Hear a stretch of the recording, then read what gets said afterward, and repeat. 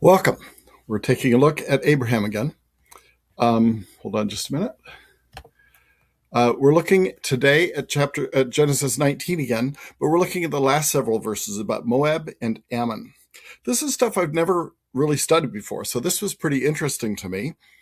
Because it's the first time I've really looked at it, it's a little scrambled. Perhaps I'm going to sort of ramble through some things, but it was interesting stuff. So here's the passage that starts all this off. Lot went up from Zoar and stayed in the mountains. It's interesting that he said, I can't make it to the mountains, let me go to Zoar. And then the next thing you know, he's heading back to the mountains. And his two daughters with him, for he was afraid to stay in Zoar. And he stayed in a cave, he and his two daughters. Then the firstborn said to the younger, Our father is old, and there is not a man on earth to come into us after the manner of the earth. Come, let us make our father drink wine, and let us lie with him, that we may preserve our family through our father. So they made their father drink wine that night, and the firstborn went in and lay with her father, and he did not know when she lay down or when she arose. On the following day, the firstborn said to the younger, Behold, I lay last night with my father. Let us make him drink wine tonight also, then you go in and lie with him, that we may preserve our family through our father. So they made their father drink wine that night also, and the younger arose and lay with him, and he did not know when she lay down or when she arose. Thus both the daughters of Lot were with child by their father. The firstborn bore a son and called his name Moab. He's the father of the Moabites to this day. As for the younger, she also bore a son and called his name Ben-Ammi. He is the father of the sons of Ammon to this day. So, first of all, what in the world? This sounds like a really bad idea. It maybe shows the influence of Sodom on this whole family, but they basically both decided to make their father blind drunk, so he didn't even realize what was happening really, and then go and lie with him and get pregnant. And they had two children, and those became the nations of Moab and Ammon, who are historically very important for Israel. So what I want to do today is think about Israel and about Moab and Ammon and look at how Moab and Ammon are treated in prophecy and in the history of Israel. At least that was my goal. But what happened is, as I said, I've never really studied this before. There was a lot of information. So I looked up Moab first, and I got most of the way through Moab and realized I was not going to have time to talk about Ammon at all. So I may talk about Ammon next week, or it may be that it'll be enough alike that I won't need to address that. I'm not even going to get through everything there is about Moab, although I'm going to get through most of it. In any case, that means that this week we're talking about the nation of Moab and how it's portrayed in Scripture. Okay, let me start with a map. This is, you can see the big blue area up on the left is Israel. Down below is Judah. So Israel and Judah are the divided kingdom that together make up all of Israel. And then if you look at the neighbors, you can see all the people who are enemies of them from one time to another. The red country on the left, on the coast of the sea, that's the Philistines. And the orange country is Ammon, and the purple country down there is Moab, right across the River Jordan, sort of across from Judah. And then down below is Kingdom of Edom. That's the nation that comes from Esau. And up above, we have Damascus and Syria and some other places like that. Okay, so the thing I want you to notice is Moab and Ammon are the two nations, basically the two nations to the east of Judah and Israel. And so it makes sense that they would interact with Israel a lot of the time, that there would be lots of times they were fighting wars with each other, other times that they were at peace with each other, and they also show up in prophecy a little bit. Okay, so that's what we're doing here. I want to switch screens and talk about the verses themselves that are relevant. So here's what we're going to do. I'm going to walk through.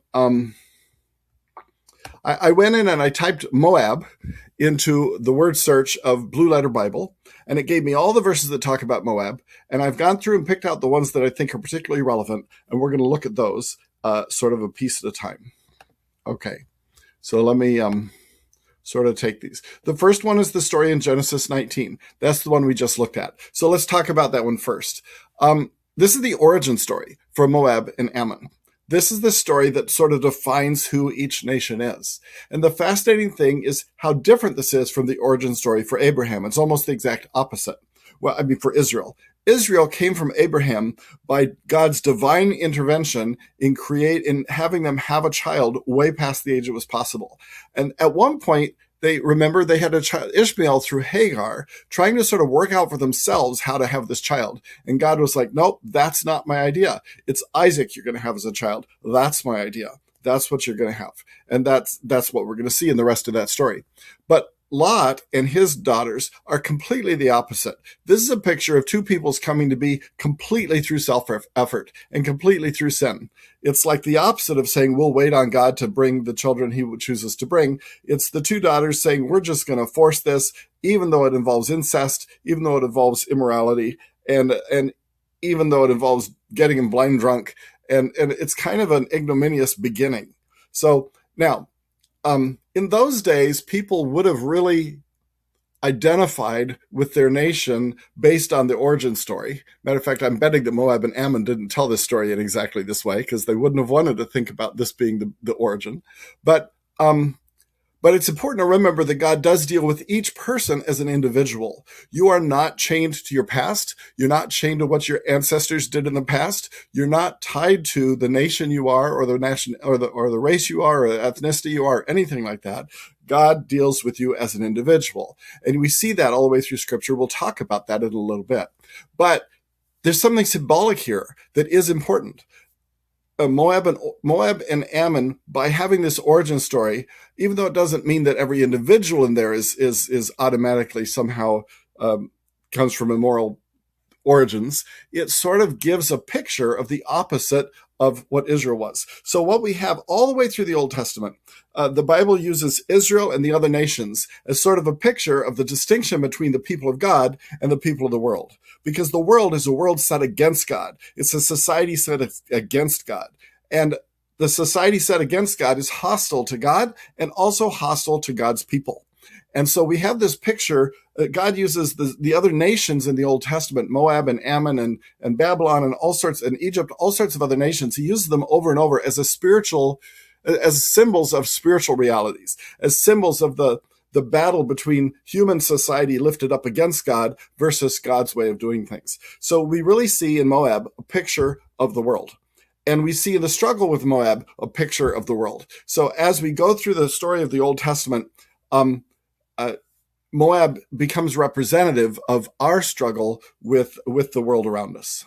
So just like the map, we are near the world, that we live in among them. We live among people who do not follow God. We live among people who are hostile to God. And everything seems normal and pleasant, but sometimes we discover that there's a lot of antagonism between them and us. The Bible says in the New Testament a couple times, don't be surprised if the world hates you.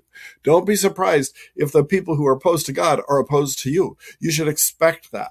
And so that's sort of pictured here by the fact that Israel in the middle of this area is surrounded by Philistines on the west and Moab and Ammon on the east, and some people to the south and the north as well. Okay, so now let's walk through some of the other passages about Moab.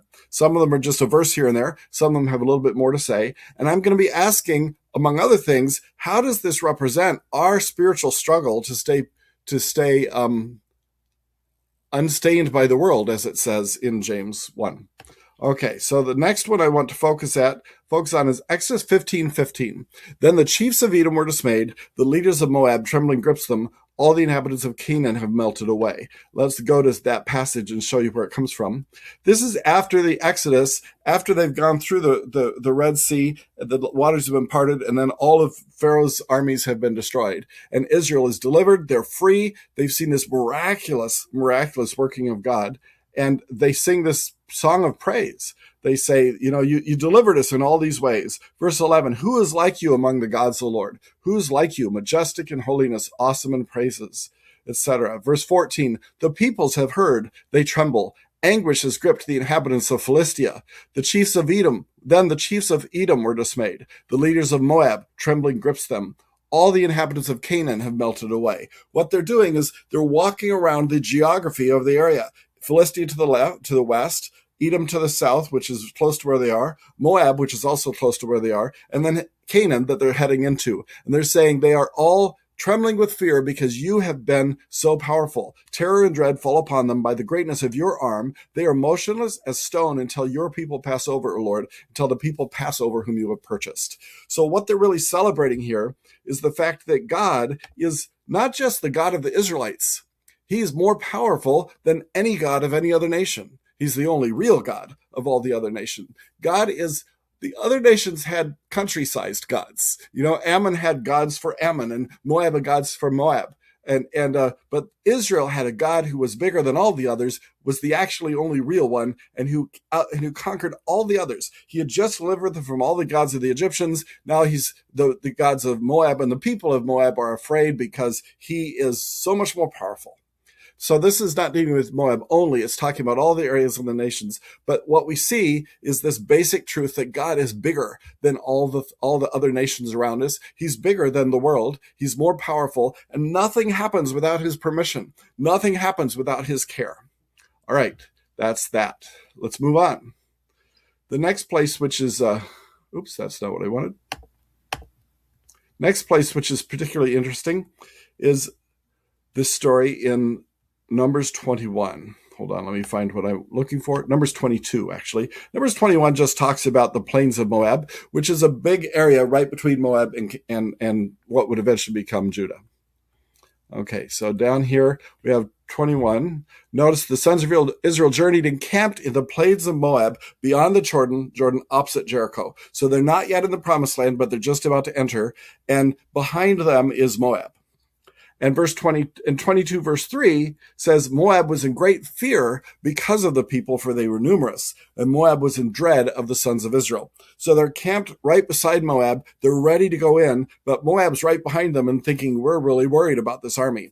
So I'm not going to read the whole passage because it's about 3 or 4 chapters long, but you know the story. They hired Balaam, who was a prophet, and they hired Balaam to come as a prophet and curse Israel. They said, would you just come and prophesy over Israel and prophesy a curse over them? And there's a lot of back and forth between them and Balaam. But eventually he comes and he says, look, I'm only going to prophesy what God gives me to prophesy. And they say, well, go ahead. And he lifts up his staff and he prophesies. And instead of prophesying a curse over Israel, he prophesies a blessing. And this happens 3 times. He keeps prophesying and it keeps just being a blessing over Israel. So finally, Moab, they're upset that Balaam won't prophesy a curse, but the moral is obvious. God is again showing how he's more powerful than any other nation or any other god or any other source of prophecy. He is saying, I'm overriding this. You don't get to curse Israel. So you might have thought that Israel could somehow be cursed through some other supernatural power, that some other god or some other demon actually would be like able to levy a curse on Israel. And God intervenes and says, no, you don't. I'm making sure this turns into a blessing for them. So what we again see is how the world is trying to be against Moab. Moab is trying to be against Israel, just like the world is trying to be against us, but God is too strong for that. So later God protects them from military threats. Here he protects them from sort of the spiritual threat of a curse. And then in Numbers 25:1, however, we get the one way in which Balaam did and Moab did defeat Israel. And let's go look at it. It says Numbers 25:1, right after the story about all that, it says, while Israel remained at Shittim, the people began to play the harlot with the daughters of Moab. In other words, they were having relations with them. For they invited the people to the sacrifices of their gods, and the people ate and bowed down to their gods. So Israel joined themselves to Baal of Peor. The Lord was angry against Israel. So what they did was they weren't able to curse them, but they were able to tempt them. They said, hey, we're sacrificing these to our gods. Come and join us and we'll have a big party and maybe an orgy. I don't know, but something. And they begin to literally have sex with them. But I think it also means that they were sort of committing a spiritual adultery by idolatry. And in any case, it definitely does says they ate, they bowed down to their gods. They became a part of this big, religious, revelry. And so they joined themselves to Baal of Peor. They worshipped a false god along with the other Moabites, and the Lord was angry. And then many of them died because of that. Each of you slay his men who have joined themselves to Baal of Peor. So it's interesting. They were protected from God from Moab's military threats. They were protected by God, not from God, by God from Israel's spiritual threats, but they got in trouble when they yielded to the temptation of the world. So the same thing is true for us. We can be sure that God will protect us from the threats, from the circumstances that assail us. But the problem is that we will be tempted in those circumstances to turn and worship the false gods of our age. We'll be tempted to give in to temptation, and God may allow us to do that, and then we will find ourselves in trouble. Okay, next passage. Hold on just a minute. Let me see where I want to go next. We're going to go to Deuteronomy 2. Okay. There's a lot of other things which are not super relevant. I don't have a lot to say about them. But here's Deuteronomy 2. I want to point out what Moses says here. Moses is summarizing for the people. They're standing still in the plains of Moab, and they're ready to go into the land. And Moses summarizes for them the whole history of their time in the wilderness, trying to remind them how God has protected them. And he says, we passed beyond our brothers, the sons of Esau, that was Edom down south, who live in Zaire, away from the Arabah road, away from Elath and from Ezion-Geber. I don't know how those are pronounced. We turned and passed through by the way of the wilderness of Moab. Then the Lord said to me, do not harass Moab, nor provoke them to war, for I will not give you any of their land as a possession, because I've given Ar to the sons of Lot as a possession. And then it talks a little bit more. And so what he says is, when we came to Moab, God said to me, do not attack Moab. They are allowed to have the land they have, and I'm not giving it to you. And I'm giving it to them because I gave it to the sons of Lot. So it's interesting, even though Moab represents a nation which is not God's chosen people, we see that God cares for them and has gotten their land for them, helped them conquer it actually, and that he's holding on to them, and he has certain ways in which he's blessing them. And he says, I don't want you to go against that. I don't want you to be opposed. I don't want you to take it from them or to attack them or to provoke them. And as long as they don't attack you, you leave them in peace. So this is interesting because it shows that even though they're a wicked nation, and even though they worship Baal, and even we'll see later on that the gods they worship are pretty bad, and even though they later on will attack Israel, and even though they came from such an origin, God cares for them. God has a purpose for them. And as a matter of fact, we'll see next week perhaps that God has a story for Israel, that even though Israel's story there's more to it than the Old Testament. The New Testament brings the whole story of the gospel and it encompasses everybody, not just Israel. But nonetheless, when the Messiah comes again and we're in the millennial kingdom, Israelites will have a story about how God has glorified himself in their nation. But so will the Moabites. So will the Ammonites. They will have a story. Their story may run like this. We were hostile to God, and we attacked the people of Israel, and he was patient with us, but then he judged us, and we were almost wiped out. But now he has brought us into the kingdom, and we can sit at the feet of the Messiah and be joined to the blessings that come through Israel. And so they will have a story, and God has a story for them. And that's true in general. It doesn't matter what somebody's background is or what is going on with them otherwise. God has still died for them. He's still reaching out to them, and he still has kind of a story for them and a story of them that will fold them into the glory of God. And each individual still has to make their own choice to believe or not. But every person of every nation is precious to God. Even in the Old Testament, that was true, although they may not have figured it out yet. And every nation and every people has a story with God because God is everybody's story. God is at the center of everybody. So we'll look more at that later, maybe next week. Okay, I made this video and I thought it was about 20 minutes long, and I looked and I spent 40 minutes talking. So I'm splitting it in half. I'm going to end right here, and then next week we'll pick up from this and we'll do the other half. And then there's even another part coming after that. And then that will probably be it for Moab. And we'll move on to Abraham. So thanks for coming. And I will pick up right where I left off. I know that was kind of abrupt next time. Thanks.